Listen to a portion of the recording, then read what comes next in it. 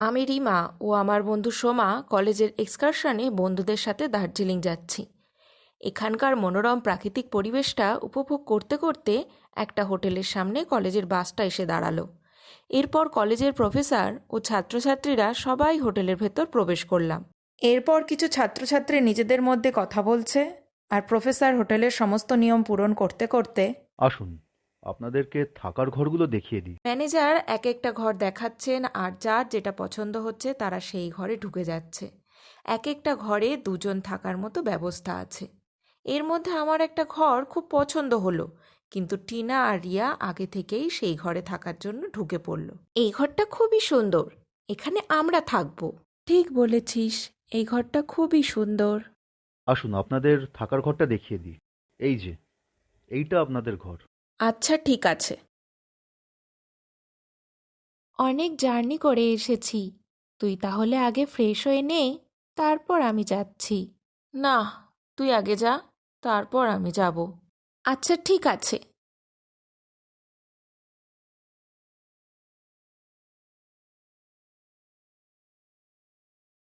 আমরা হোটেলের বাগানে একটা ফায়ার ক্যাম্পের ব্যবস্থা করেছি।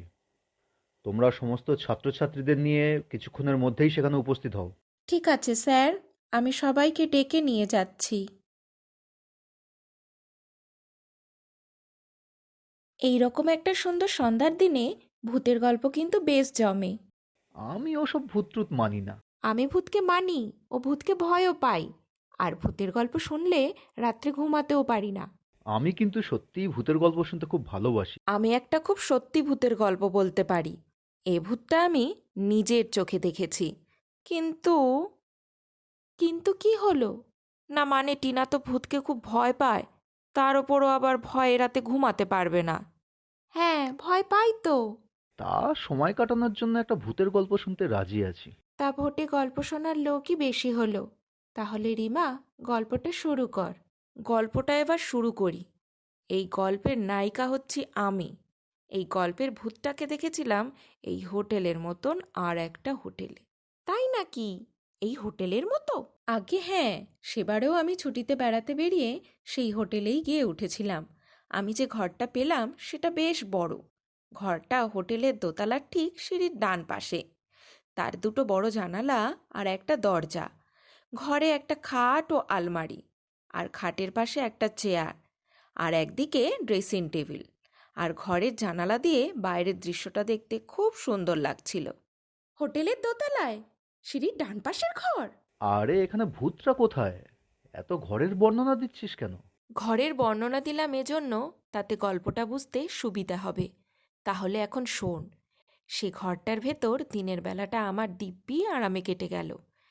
কিন্তু ঘরের ভেতরে যেই সন্ধ্যার অন্ধকার নেমে এলো, অমনি কেন জানি না আমার মনটা কেমন ছ্যাঁত ছ্যাঁত করতে লাগলো।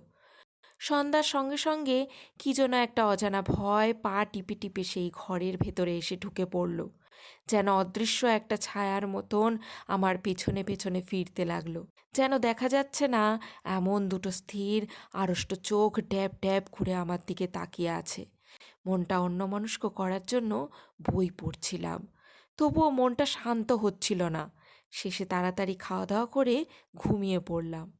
মাঝরাতে হঠাৎ আমার ঘুম ভেঙে গেল। জেগে উঠে বুঝলাম আমার ঘুম স্বাভাবিকভাবে ভাঙেনি।